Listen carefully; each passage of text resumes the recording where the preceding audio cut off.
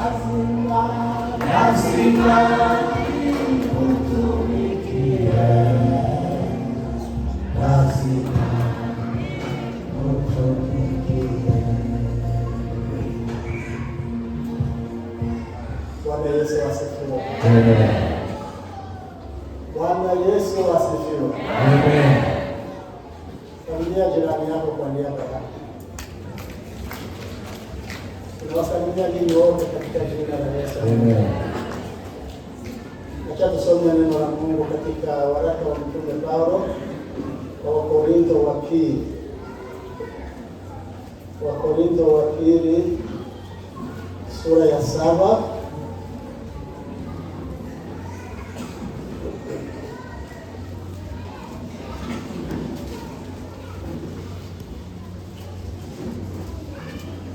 Sura ya 7 mstari wa kwanza.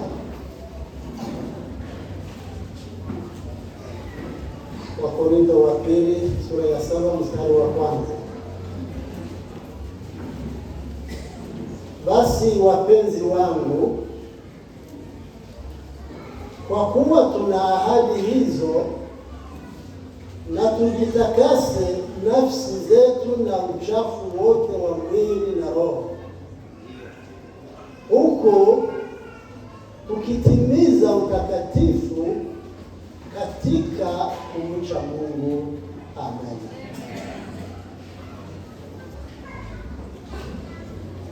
Baba, katika jina la Yesu Kristo, tunasema asante kwa asubuhi ya leo. Tunasema asante Yesu Kristo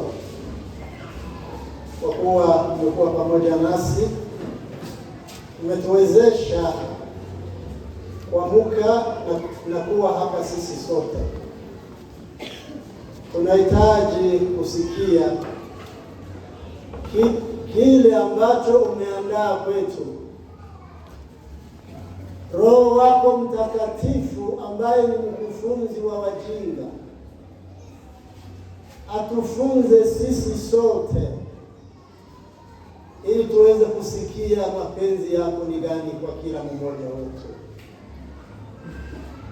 Uwepo wako uwe pamoja nasi mchana wa leo. Ni katika jina lako tunaomba. Amen. Amen.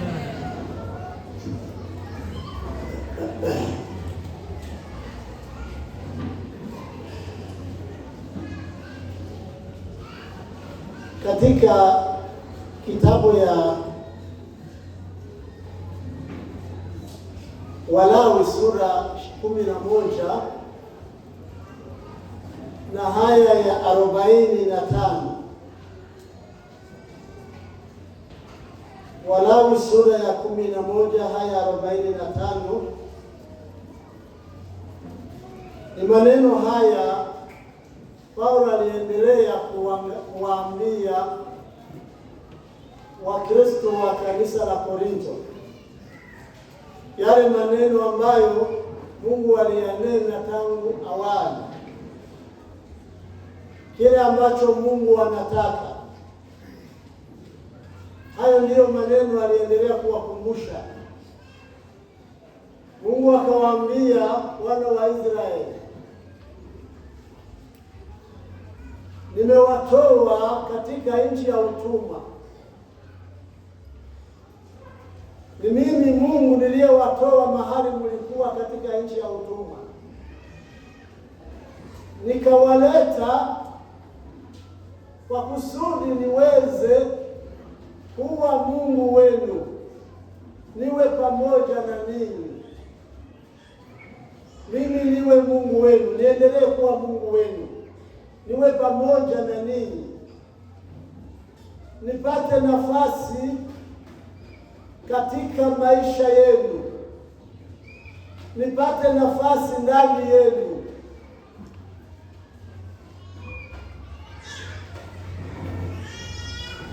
Kwa hii kitabu ambayo tumesoma sura ya 6, ukianza mstari wa 16, kwa hii kitabu tumesoma ya Wakorintho wa pili sura ya 6 na mstari wa 16. Paulo anawaambia, anaendelea kuwakumbusha yale yaliyonenwa zamani. Unajua, kama watu siku hizi wanasema ya kwamba kuna mafundisho yenye kusema ya kwamba mambo ya Agano la Kale haituhusu sisi, mambo ya Agano la Kale ni ya hao wa kale, sisi ni wakati wa neema, hao ya kale hayatuangalie. Lakini Biblia ni moja, ni neno moja la Mungu ambalo linaongea juu ya Yesu Kristo na ukombozi. Ukianza Mwanzo hadi Ufunuo, yule mtu ambaye atakwambia ya kwamba hayo ya kale hayatuhusu, ujue ya kwamba amedanganyika, usimfuate. Biblia inasema ya kwamba mbingu na nchi zitatoweka, zitaondoka, lakini kwa yale yaliyonenwa na Mungu katika maandiko matakatifu hakutatoka hata nukta moja, haitatoka. Vile vile ilivyonenwa na Mungu, ni Mungu, ni sauti ya Mungu. Hii ni sauti ya Mungu, ni Mungu alinena. Wale wote walioandika walinena yale Mungu amewaambia, yale Mungu amenena. Munene haya, muandike.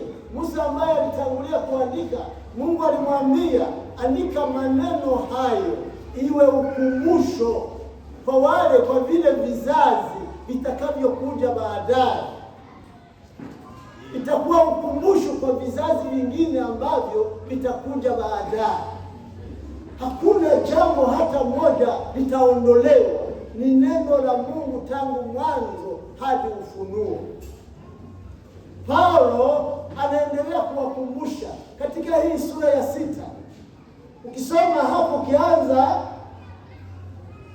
sura aya ya 16, anawaambia jinsi gani mambo Musa alivyowaambia wana wa Israeli kufuatana na yale Mungu amemwambia kwamba ninyi ni nyumba ya Mungu. Mungu anataka mahali ndani yenu. Bwana Yesu asifiwe. Amen.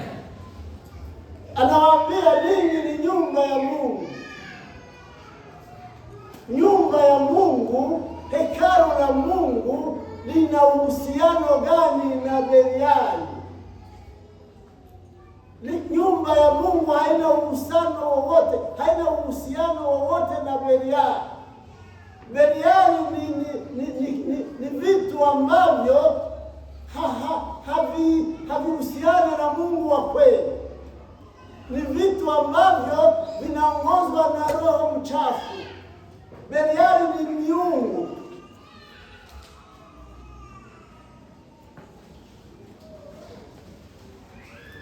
Akawaambia hamutaendelea kushirikiana na miungu kwa sababu tayari ninyi ni hekalu la Mungu. Mungu anatafuta nafasi ndani yenu.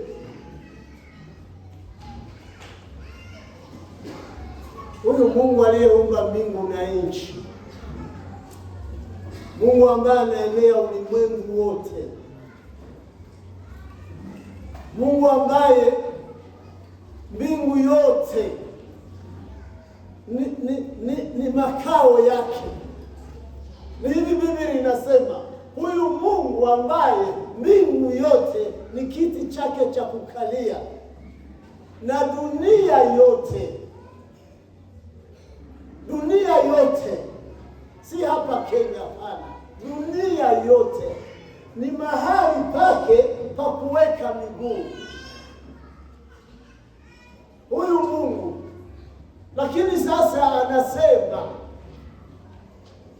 mtanijengea nyumba gani ambayo mimi nitaendea? Lakini anatafuta nyumba yake, anatafuta makao kwa ile nyumba ambayo ameitengeneza peke yake. Makao ya Mungu ni ndani yangu na ndani yako. Hapo ndipo Mungu anataka. Hiyo ndiyo nyumba ya Mungu, ndani yangu na ndani yako. Mungu anaendelea hivyo, anataka. Na ndiyo maana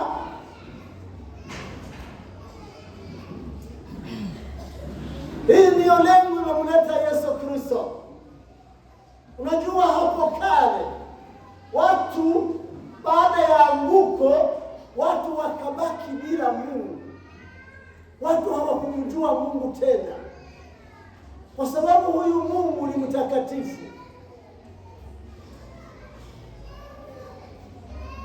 Mtu mmoja asome hapo kitabu ya Walawi sura 11 na haya 45. Soma hapo tusikie tafadhali. Ni haya maneno tunaongea, ni haya maneno tunazungumza.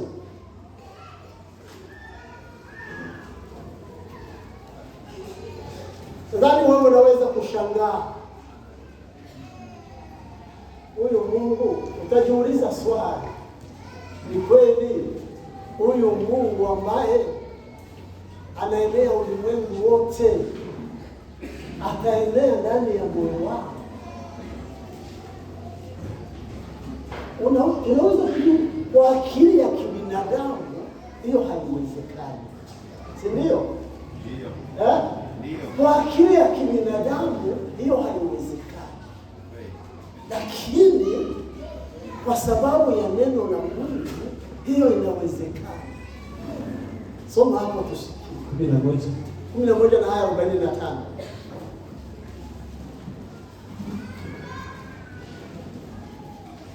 Haravuga ngo kuko ndi Uwiteka wagukuriye mu gihugu cya Egiputa kuba Imana yanyu, abe ari cyo gituma muba abera kuko ndi uwera. Amen. Amen. Bwana Yesu asifiwe. Mimi Mungu niliyewatoa katika nchi ya Misri, mimi ni mtakatifu.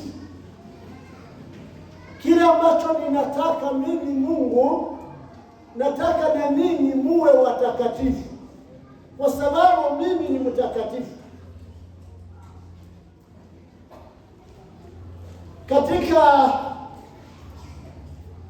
Petro wa kwanza sura ya kwanza aya 14 hadi 16. Petro wa kwanza, utakaso. Tunaongea juu ya utakaso sasa. Bwana asifiwe. Tunaongea juu ya utakaso.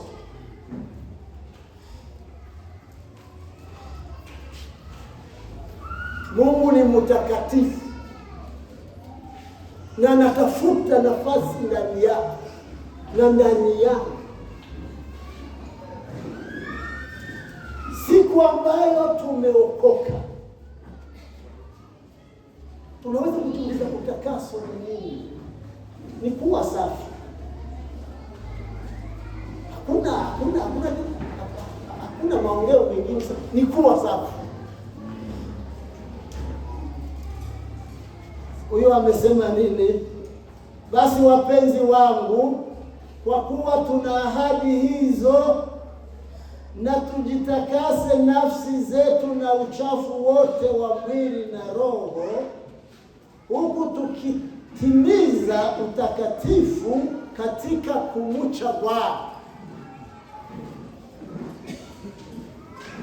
Kwa kuwa tuna ahadi hizo. Ni ahadi gani? Ahadi gani tunazo kwa Mungu?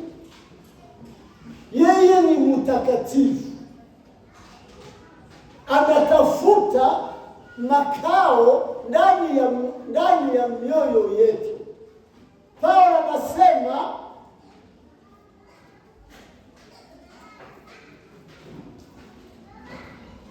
ni Warumi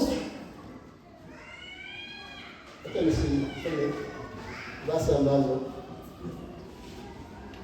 sina uhakika, nadhani ni sura ya 8 na haya ya 10. Anasema Kristo akiwa ndani yako, sababu ya dhambi, lakini roho zenu zinakuwa hai kwa sababu ya haki. Kristo akiwa ndani yenu, ile siku ambayo umeokoka, ile siku umeokoka, ile siku ambayo unampokea Yesu, Etienne wa zamani anakufa. Sasa kunaonekana Etienne mpya, ambaye ni mpya, ambaye si yeye tena, ni mpya, kwa sababu yule wa zamani aliongozwa na maroho, aliongozwa na dunia, kama mimi hapa. Asante kwa Yesu kwa sababu nimeokoka. Amen. Uweze mshimima na kumwaki. Amen. Kama ni ngovu, ndio ngo wale kwa irani. Kama hiyo. Hiyo musore yaanze gushi. Ngovu ibya.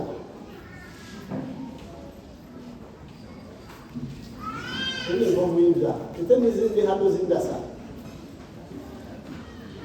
Abje ibajora baranda sana. Uko baranziti. Wananikinga kusudi mapepo wachawi wasinigusi.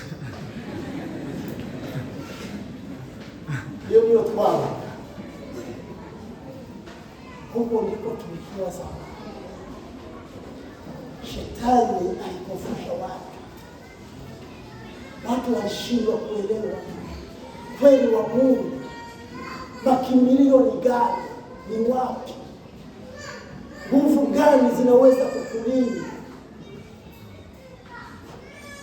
Hata leo kuna wale wangali katika hiyo ulimwengu wa giza. Leo kuna wale wangali katika huo ulimwengu wa giza, wangali wanavaa mairizi hapa kwa mshipi. Unadanganyika kama wewe ungali unategemea hiyo irizi yako, haitakupeleka nafasi, itakupeleka uangamizi. Siku moja utaanza kujuta. Unaendelea kuwa maskini, na uko na hiyo irizi, na magonjwa na kutesa ya kila siku. Kuna makimbilio. Yesu alikuja ili tuweze kumjua Mungu wa kweli, Mungu aliye mtakatifu, Mungu ambaye hakutuumba tuangamie, lakini alituumba tuishi pamoja na yeye milele. Alituumba tuishi. Unajua mwanadamu aliumbwa nyumba ya vitu vyote, lakini akaumbwa wa thamani wa ajabu. Mungu akamuneemisha, Mungu akamuinua, Mungu akatupatia hata utawala wa kutawala vitu vyote.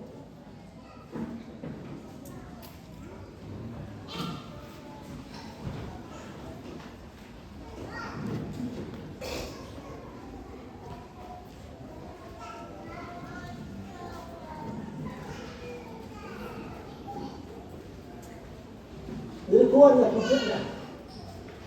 na ndugu yangu kwa nyumba yangu, alikuwa mgonjwa sana.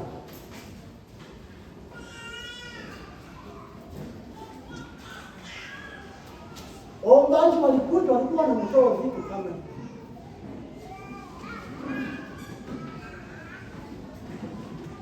anagusa ndani ya kinywa, kama mishara ile shabu. Nao ni wongera maso yao. Akagera mu cyamunisho. Haye mbona.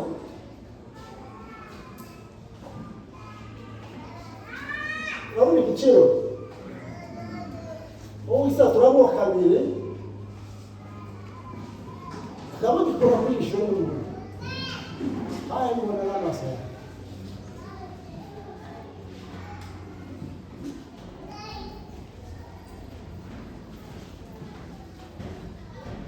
nyuma yaho hakabiki baada ya hayo kunakuwa nini? Mtu anaendelea kuwa mgonjwa. Mtu anaendelea kuwa mgonjwa. Mashake bakugire ugonjwa hizo wa watu mkungamo. Kundi biza bitumika tangu kubwa. Tuna daktari wa ajabu ambaye anajua kutunza.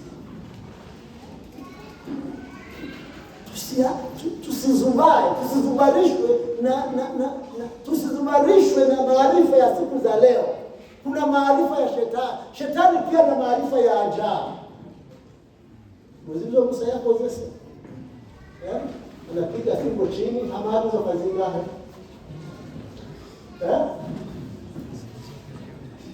Zinga nishi.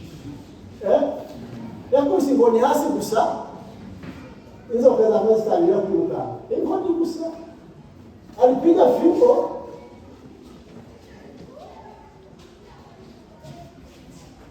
Ni Musa ni Farao. Ni Farao. Lakini fimbo ya Musa ikafanya nini? Yaani tora iratumia. Kama si Bwana angelikuwa upande wetu, Daudi anasema, kama si Bwana aliyekuwa upande wetu, hasira ya waovu wakati ngomimeze nk'umuvumba w'amazi ngo biba byaraturengeye turi bazima, wangetumeza tuko hai. Uzabanzi baweko bangana. Abanzi bawe Biblia inasema ni wengi kuliko nywele za kichwa. Jenda zingigira na msasi kingira ndio msofi tunasafisha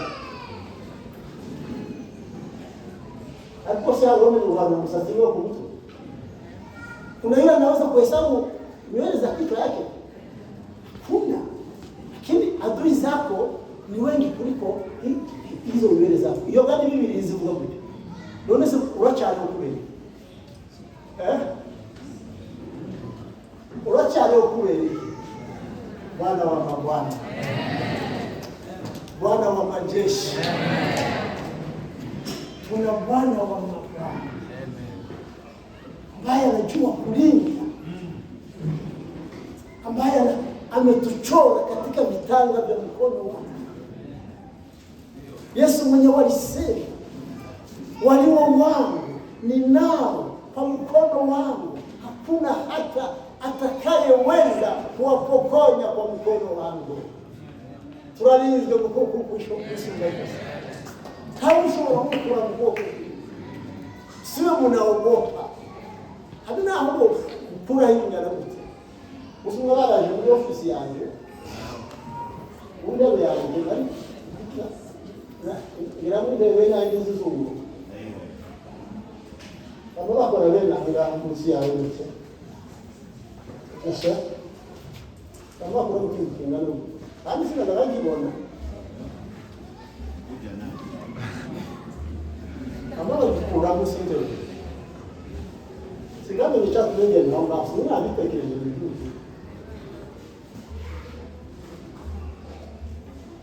ijambo nashatse kuvuga none utakaso kwezwa nijyo nahaguruka uzo kujafa kuza ariko reka mbibabwire navyo niba urimo kwabiza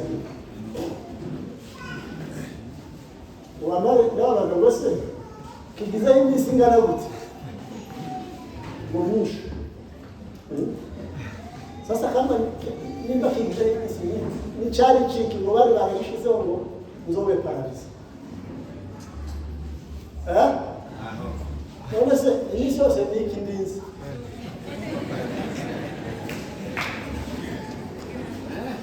konda paradiso hawa imani wamusha kwa sababu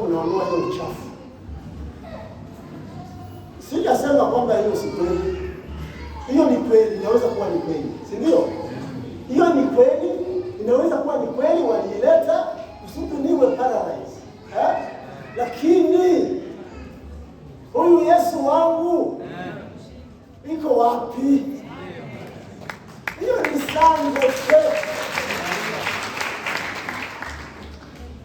L'arme forgée contre toi sera sans effet. Silaha ambayo wamekutuma, wamekuandalia, itakuwa haina sababu, kwa sababu tuna jemadari mkubwa. Tuna jemadari mkubwa ndani yetu, yule ambaye anatumeba katika mkono wake. Si Yesu mwenyewe alisema, ninawatuma kama kondoo kati ya mbwa mwitu. Mtadharauliwa, watawadharau, watawatesa, mtateswa kwa sababu ya jina langu, lakini mimi niko pamoja nanyi hata ukamilifu wa dahari. Amen. Tuna ahadi ya Bwana kuwa pamoja nasi. Paulo anasema, basi wapenzi wangu, kwa kuwa tuna ahadi hizo, na tujitakase nafsi zetu na uchafu wote wa mwili, huku tukitimiza utakatifu katika kumcha Bwana. Amen. Ahadi tunazo ni gani? Sikia jinsi gani alisema.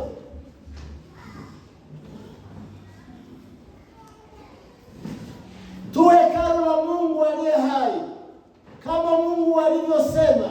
Pale tumesoma sasa kwa Walawi, kama Mungu alivyosema. Isezerano lake lizagenda kukuka, isezerano lake lizalisha lizagenda iko tena isezerano lake.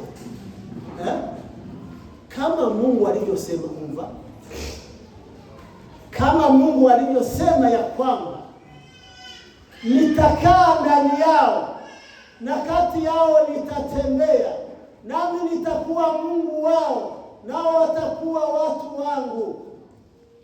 Nitakuwa baba kwenu, nanyi mtakuwa kwangu wanangu wa kiume na wa kike. Haleluya. Girisezerano dufite. Hiyo ndio ahadi tunayo ya kwamba atakuwa Mungu wetu, atakaa ndani yetu, atatembea nasi, atakuwa baba, na sisi tutakuwa wana wake wa kiume na wa kike. Amen. Kama ni hivyo, uvikondisio sasa.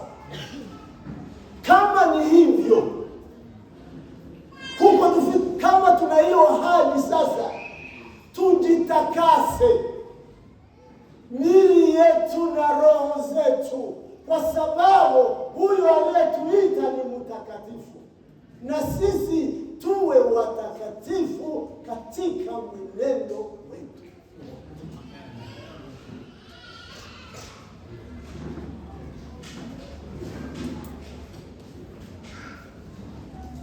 Paulo anawaambia Wathesalonike sura ya 5 na aya 23.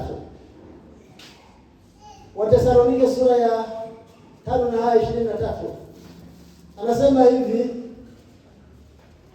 Mungu mwenyewe awatakase ninyi nafsi zenu na roho na miili yenu, muhifadhiwe muwe kamili hata Kristo atakaporudi. Muhifadhiwe imara, msimame imara, muwe kamili hata Yesu atakaporudi.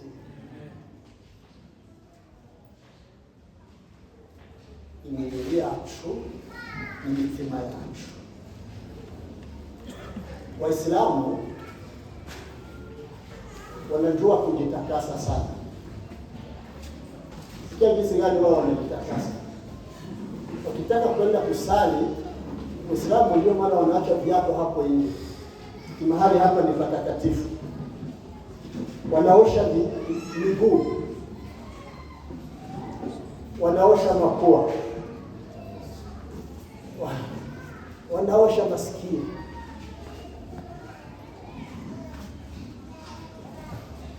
Kisha kufanya hivyo, basi anajua kwamba ni kosa. Abona abandi badusomye ijambo rivuga ngo, sijua kama ni neno ama ni nyimbo walisema, mlango ndio wafungue huko, mlango ni mwembamba na njia ni pana. Ni njia mbili. Ile pana inapita watu wengi sana, lakini ile nyembamba iendayo wapi? Iyo nzira ifunganyira jana ilaje mwishuri. Iyo njia nyembamba inaenda uzima, inaenda mbinguni, lakini ile pana inaenda upotevuni, inapita watu wengi sana. Abanyedini niyo bazoca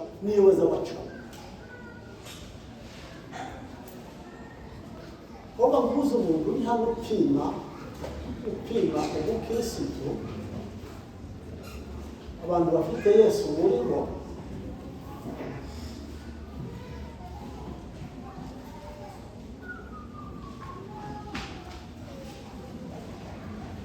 wagahore, tunaweza kushaka. Tusio watu wa dini wa ndugu, tuleke kuwa wenye dini uzukuri, tuwa bakirisitu bafite Kristo muri bo besheje. Tunajua kujitakasa vizuri sana kila Sunday. Aduzuza tu wageni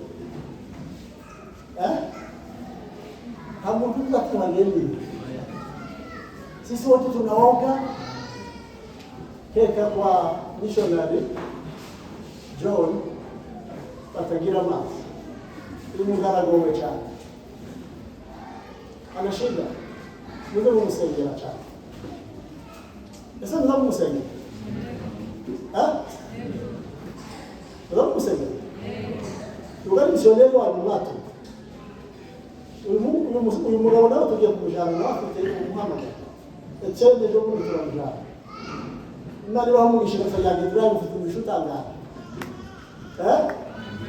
Mufite umugisha utangaje.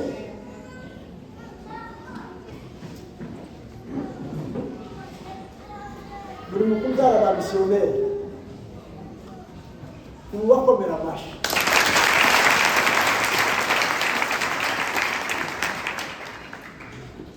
Hakuna baraka kuliko hiyo. Nini torero hari za missionnaire. Wowe umugisha utangaje kandi ni wewe. Uze mujana nabo. Sugufa kuba ngo baregi. Ngo batumwe naririza, no siniriza. Ni mwembe mwabatu. Ni migisha ya abantu batabona kandi izuba n'igitangaza. Unajua kali la ajabu, hawana maji. Wese tukoga tukingira neza, tukambara amahuzu meza, tuko gusa nambaye costume na shikoro hiki, lakini mambo ikayanga Kakami kati mambo na kayanga nani makabona. Haya ni mapambo. Gitsina gore wanajua kujisafisha sana. Mambo ya mwili wanajizi sana. Bazi kujigira neza.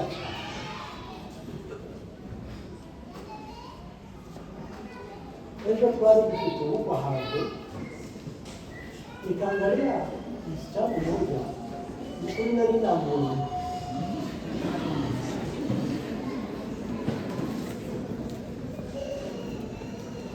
kuna mambo wanafanya wakazaba kayangana mlio sisi kama zabia wakazaba ndo bakayanga igiti nagore baramubwira ashizo n'ibindi hano ariko se kuhaba ushira hano udakayangana ariko se umutima wawe hameze gute mama umutima wawe hameze gute Yesu agiye cyangwa kuratambuka hano bakaguhema hiyo sio usafi Yesu anataka ndiyo tusafishe mili yetu tureke kuba abanyedini nk'abayisilamu azamara kwigira gutyo mu bantu ba mbere ibo guhindura abagore n'ibihugu guhindura amahuzu abayisilamu ni kubaza bagire guhindura abagore ibihugu guhindura amahuzu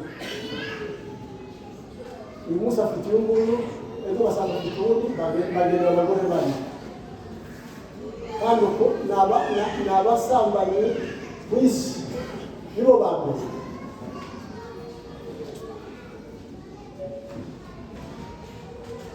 none iyo dayimoni imaze kwandukira n'abitwa ngo ni abakirisitu imaze kwandukira n'abitwa ngo ni abakirisitu iyo dayimoni imwegeze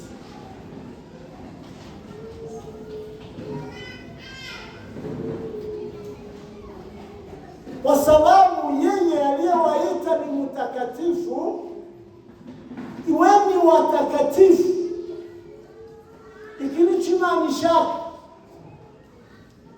Yohana 17:16 Yesu anasema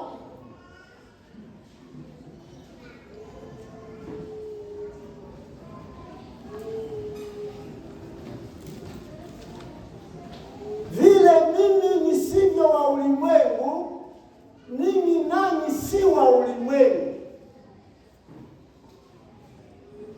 Iweni watakatifu, mutakaso kwa ile kweli, yaani neno la Mungu ndilo kweli. Ni kitu gani kinaweza kutufanya safi? Huweze kuwa safi kwa jambo jingine isipokuwa neno la Mungu. Wakati neno la Mungu linaingia ndani yako, linabadilisha fikara zako.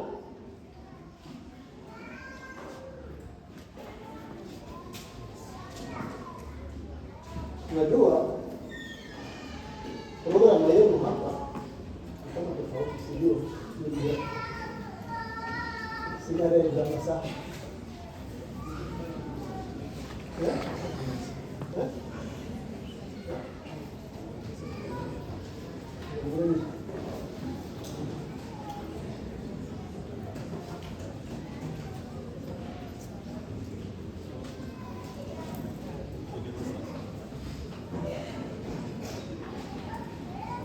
Unajua sitaki kuharibu programu. Alikiza nuko mwumvisha. Ko turiga hejuru y'iki? Kwezi wa manshi.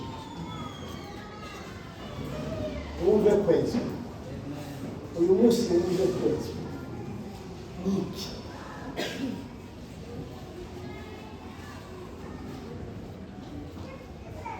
Soma ngaho Wathesalonike wa kwanza 5:20. Wengine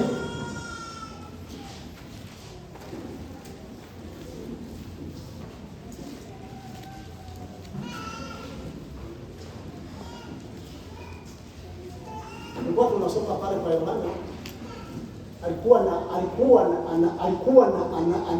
alikuwa na waombea wale ambao anataka kuachia kazi. Alisema Mungu watakasa kwa ile kweli, kwa sababu neno lako ndilo kweli. Hawa si wa ulimwengu tena. Kama mimi nisivyo wa ulimwengu, hawa nao si wa ulimwengu, watakasa kwa kweli. lakini chokweza atari ijambo ry'Imana. Ubunyine abantu ntibagikunda ijambo ry'Imana. Yeremia we yaravuze ngo maneno yako yalifika kwangu nikayana. Yalipofika tumboni mwangu yakawa furaha na shangwe ya Mungu. Ako niko kamaro k'ijambo ry'Imana. Izari iyo likugezemo izari gutera ibyishimo, izari guhindura. Ni neno la Mungu linaweza kubadilisha tabia ya ile tabia mimi nilikuwa nayo zamani, lakini nilipokutana na neno la Mungu mara moja nikabadilisha. Je, umebadilisha ama wewe ni mtu wa dini? Kile Mungu anataka ichimani gushaka. Anataka agukeneye imicumbi. Imana irashaka icumbi muri wowe. Imana irashaka icumbi muri wowe. Imana irashaka kuba muri wowe. Kandi ni yera. Kizibana n'inyanda. Hawezi kuishi pamoja na uchafu kwa sababu ni mtakatifu. Hawezi kuishi pamoja na uchafu. Mungu hataishi pamoja na uchafu. Ukijua ya kwamba wewe ndani yako muna mambo kadhaa isiyoambatana na neno la Mungu, ujue ya kwamba Yesu hayuko ndani yako, kwa sababu ni mtakatifu. Anahitaji tuwe safi. Anahitaji usafi wa moyo, usafi wa roho.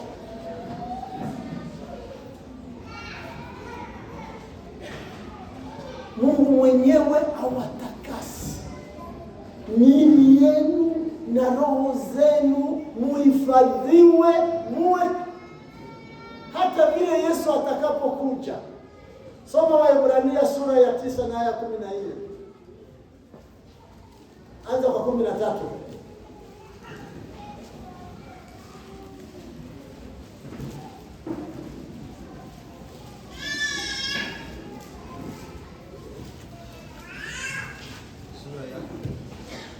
Aya 9, aya 13. 9:13. Ongea 14.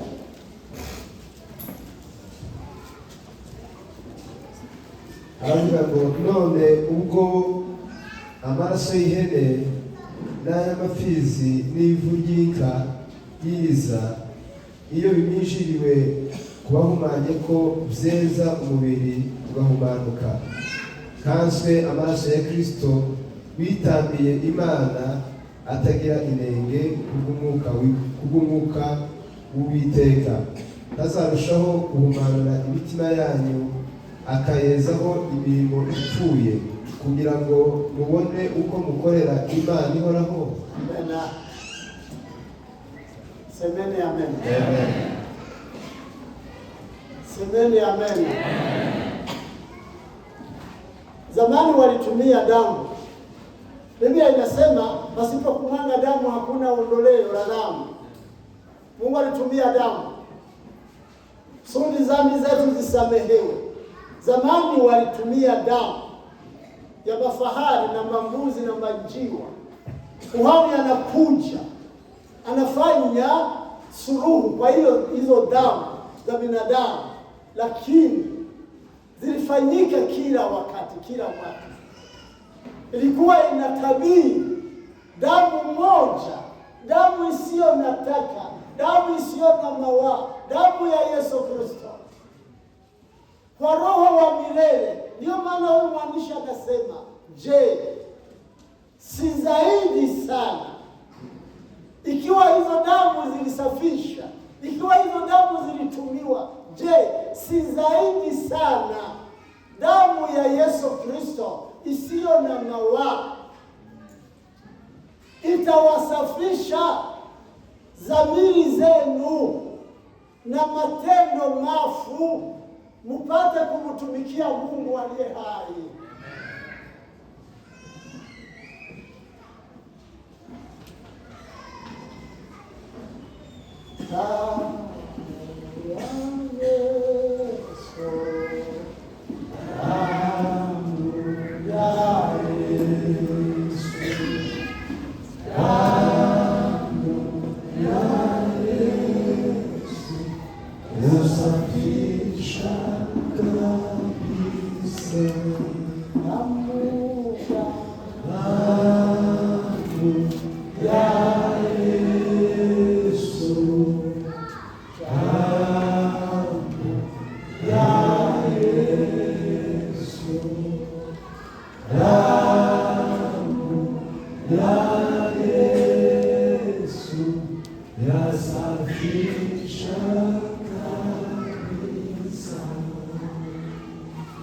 Bwana Yesu asifiwe. Amen. Damu ya Yesu Kristo. Damu ya Yesu Kristo. Tunakula sana. Siku hizi vijana wengi hawataki kushiriki hiyo damu. Hawataki kujiunga na Yesu Kristo. Siku za mwisho ni hatari. Vijana wengi wanakataa meza ya Bwana.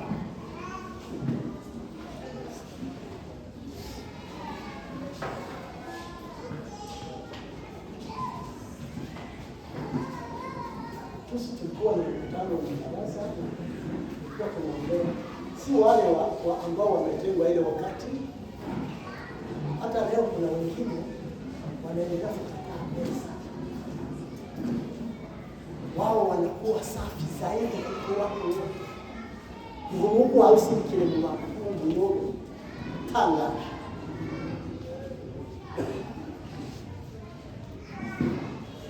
Pepo mchafu ambayo inazunguka ndani ya vijana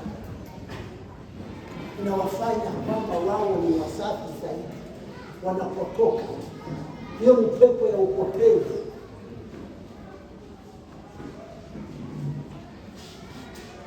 Nino wakubuye ushimanzi.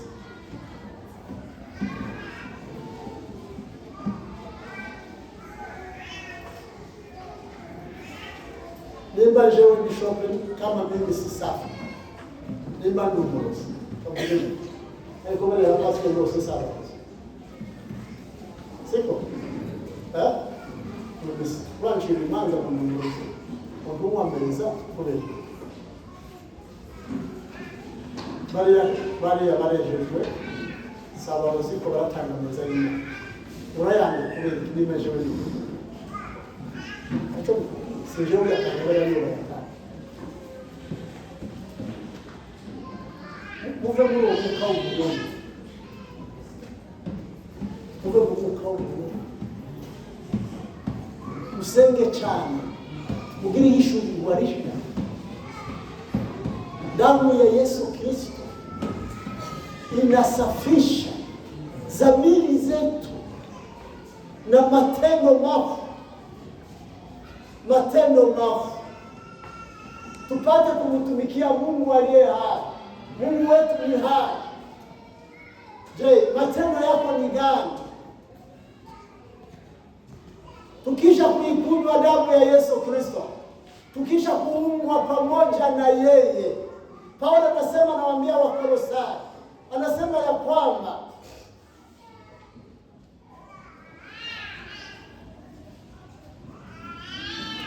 ninyi si ninyi tena, kwa sababu mumekufa. Wakolosai sura ya 3. Uhai wenu umefichwa ndani ya Yesu Kristo.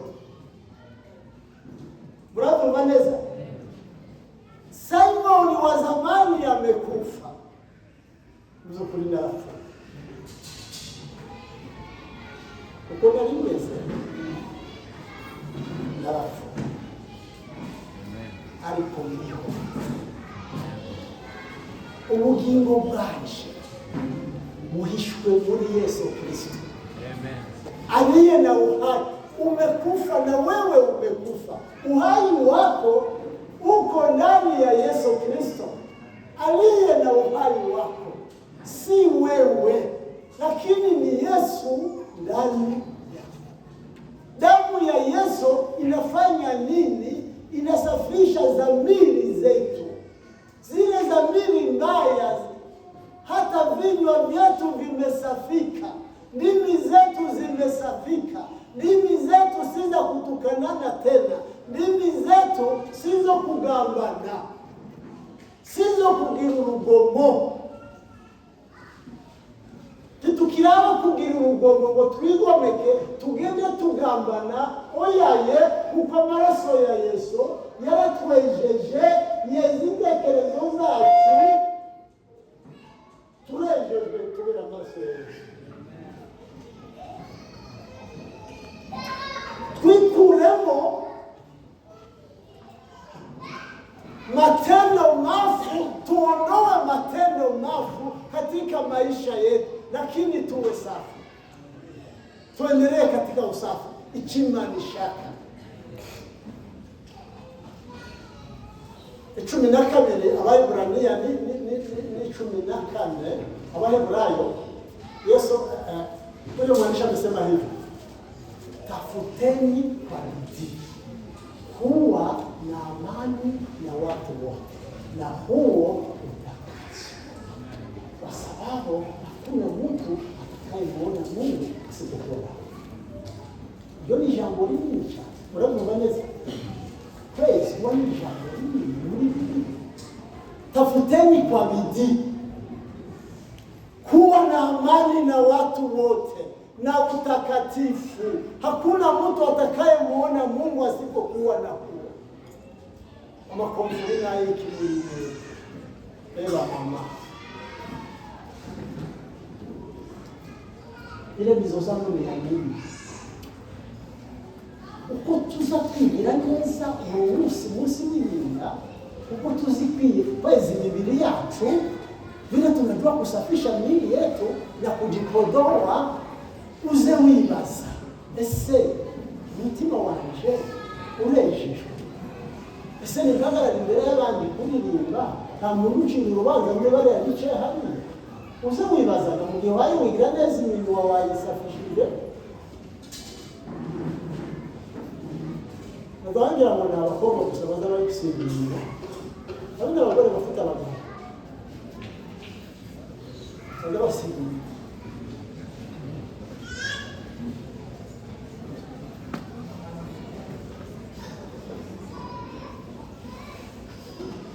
Uva aho muzoza mutekereza cyane.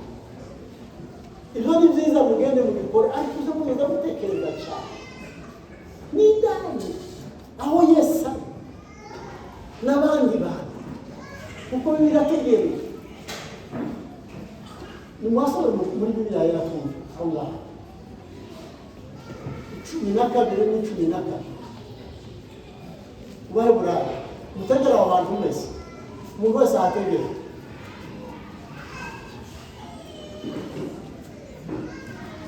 Aravuga ngo unasurinye muri birawe n'utarahasurinye uhasurinye. mugire umwete wo kubana n'abantu bose amahoro, mugire umwete wo kubana n'abantu bose amahoro, n'uwo kwezwa, kuko uteshejwe atazareba umwami Imana. Amen. Mungire hari intango y'abagabo y'abagore kwirukana abagabo.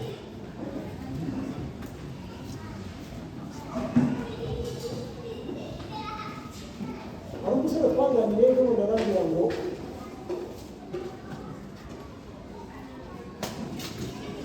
umugore yaravuze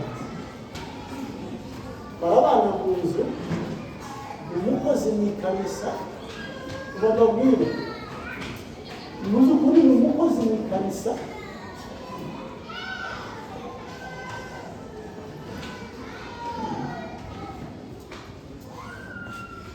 karakora imirimo, ariko mu nzu umugabo aragomba turabana muwabahinda akabahinda. Ese abo ngabo Yesu arimo?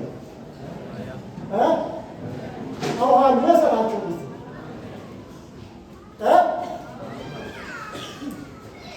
Yaragiye kera, habe naho tukaza hano ukagira ngo tukaririmba gute, umenye ngo Yesu haiko ndani yako, kwa sababu hauna amani na ndugu yako. mufite amahoro mu wawe, maze muyashaka amahoro yo mu nzu zanyu. Amahoro mu nzu zanyu, mugira amahoro, mushikaniga n'imbaraga.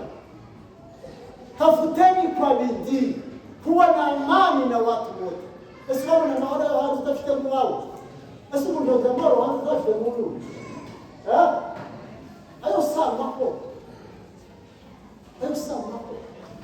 Amahoro abanze mu nzu mu wawe, wowe n'umugabo wawe n'abana bawe.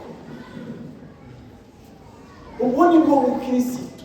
Tuva mu madini tuba abakirisitu. Tuba abakirisitu n'abakirisitu. Kimukaza no twifatira hano. Tawabahamagaye. Kuna yule ambaye amewaita na anawajua, mwangalizi wa mioyo yote. Iwe azameni arakuzi ukuri kose, wo kugira neza bimeze gute, wo kwambara gute, lakini yeye anakujua. Anatujua sisi zote. Anajua hata mawazo yetu. Hata yale mawazo mabaya ambayo unayawaza, anayajua. Hivyo hautakeza kuzogombo kesho, arabizi. Yo daimoni kufa mu izina rya Yesu. Yale mawazo yote tunayowaza mabaya, yeye anajua kwa sababu iko ndani.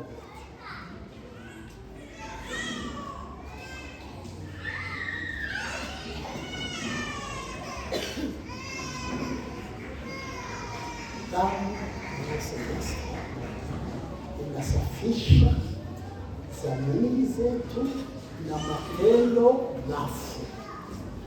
Imirimo ipfuye ni iyihe? Ni imirimo idakiranutse.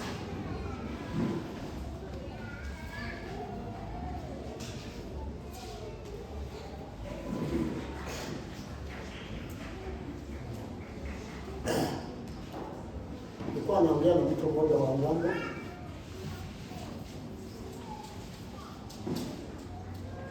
Tunaongea kuhusu kazi. Leo ananiambia unajua kwamba wageni watu ni abandi bo muri Kenya na hano ni babati. Uruvuga yabwiye ni babati. Gutse hata wanapata mshahara kwa wiki mbili. Hivyo wazawapokea maingani wanapokea. Hali maingani wanapokea. Lakini ni babati.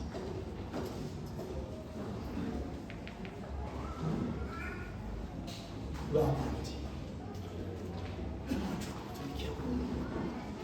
Hawajui kumtumikia Mungu, matendo yao ni mafu. Wanaendelea kumlilia Mungu. Wanaendelea kubaki hivyo. Si umaskini. Mungu utazutange chachu. Tungira munoko tafari. Yale madogo tu. Yale madogo unapata ya kila mkeo. Chaji humuzufa uzubona buri munsi. Ubukiranukeho ibyo birahagije.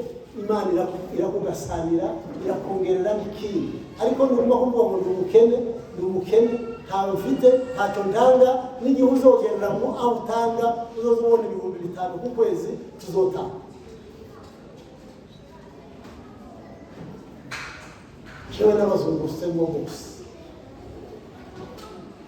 Wale ambao wameelewa, hao ndio wanaendelea kumtumikia Mungu kwa kweli. Wale ambao wamejitakasa, wale ambao Yesu iko ndani yao, anaongea nao, hao wanaendelea kumtumikia Mungu kwa kweli. Tuwe mkidini, tuwe Wakristo. Dhamiri zetu zisafike na matendo mafu yaondoke, lakini tumtumikie Mungu aliyekweli. Damu ya Yesu aturiko kama Yesu Kristo yatukuye imyanda yose turabera. Kuko na wari wewe abariko natwe twera mu mbese zacu zose. Vile alivyo mtakatifu na sisi tuwe watakatifu katika matendo yetu. Tupokee neno lake.